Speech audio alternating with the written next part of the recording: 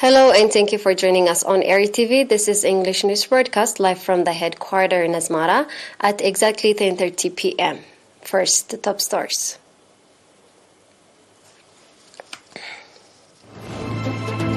Meeting on implementation of development programs in Abad Subzone. Karen School for Hearing Impaired Citizens upgraded. Russian oil exports jump to highest level in almost 3 years. Hundreds of flights cancelled as strikes begin at 3 German airports.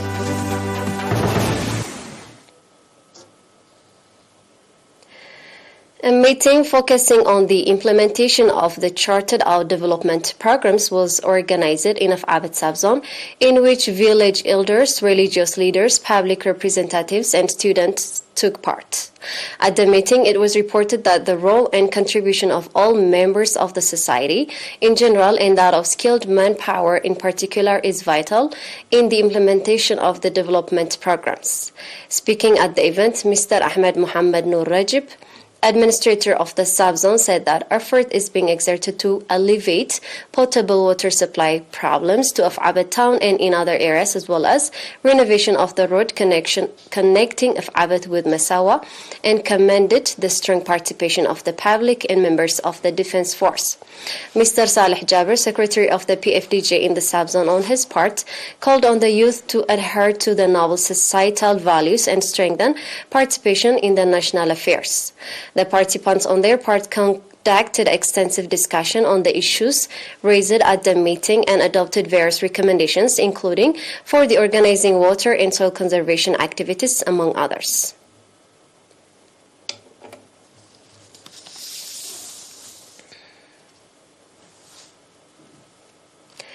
The upgrading of the current boarding school for the hearing impaired citizens to junior school reported that will have significant contribution for the hearing impaired citizens to continue their education, indicating that after completing their elementary education, the citizens were unable to continue their education. Mr. Tasfaverhan Mahanshaw, director of the school, said that with the upgrading of the school to junior level, the citizens will be able to pursue their junior school education, pointing out that the school provides educational service for the hearing impaired citizens from the across the country. Mr. Tasfaverhan said that the school, alongside regular education, also provides vocational training to the students. Mr. Jonas Musa, head of the pedagogical service at the school, on his part, commended the Ministry of Education for upgrading the school to the junior school level with a view to enable the citizens to continue their formal education. Current boarding school for the hearing impaired citizens is currently providing educational service to 146 citizens.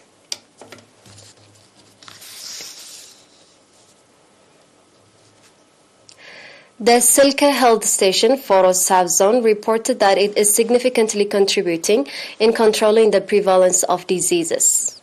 The head of health station, Assistant Nurse Ibrahim Ahmed, indicating that the health station provides health service to residents of the administrative areas of Kumhule and Gadam, Lahazin, said that it is actively focused on ensuring the health of mothers and children as well as providing vaccination.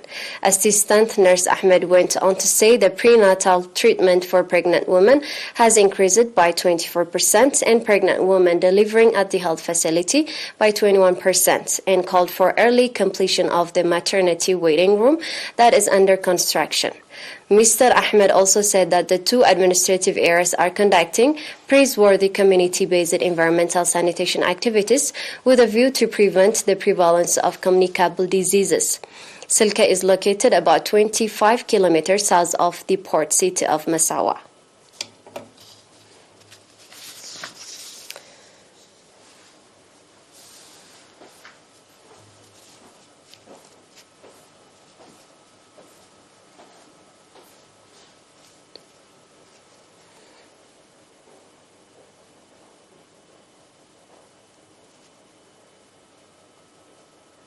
We are live on ERi-TV. Stay tuned for international news.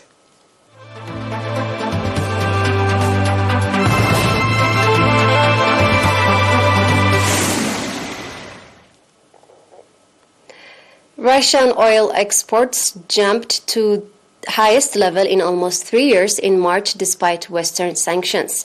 But revenues were down sharply from last year, the International Energy Agency said. The West has imposed a slew of sanctions against Russia since the breakout of Russia-Ukraine war in February 2022, including price caps on its crude and oil products and EU or European Union embargoes. Russia retaliated by slashing its production by 500,000 barrels per day, and its partners at the OPEC plus oil cartel shocked the market by announcing their own output cuts earlier this month, but the IEA said total oil shipment from Russia rose by 600,000 barrels per day to 8.1 million barrels per day last month, while Russia's oil revenues rebounded by $1 billion to 12.7 billion. They were still down 43% compared to a year ago. The Paris-based agency said much of the increase was due to a rise in export of oil products, which returned to pre-COVID levels as they climbed by 450,000 barrels per day to 3.1 million barrels per day. Crude export rose by 100,000 barrels per day to 5 million. With India replacing China as the main destination for Russian shipment in Asia in March.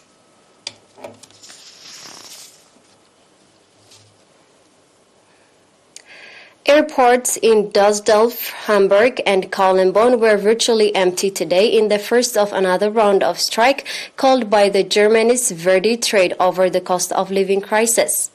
Nearly 100,000 people will be affected by aviation security workers strike today and tomorrow at the 3 airports. This is according to the Airport Association, ADV, with around 700 departing flights to be cancelled.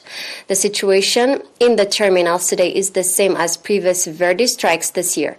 Departure terminals are empty and situation is calm, a Hamburg airport spokesman said in a statement.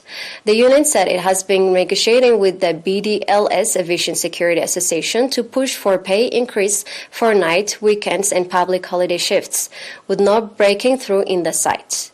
On Friday, the strike is set to widen as Verdi has called on security staffs at Stuttgart Airport to join the walkouts, prompting the airport to cancel all departures. The strikes will affect 50 companies and run from 3 a.m. till 11 a.m. with significant disruption expected, the Railway and Transport Union said.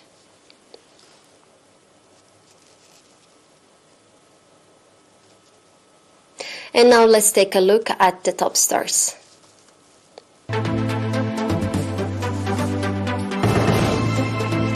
Meeting on implementation of development programs in Abed Sabza. Karen School for Hearing Impaired Citizens upgraded. Russian oil exports jumped to highest level in almost 3 years. Hundreds of flights cancelled as strikes begin at 3 German airports. It was me, Salim Berhana, with the news for tonight. Thank you for being with us. Happy holiday.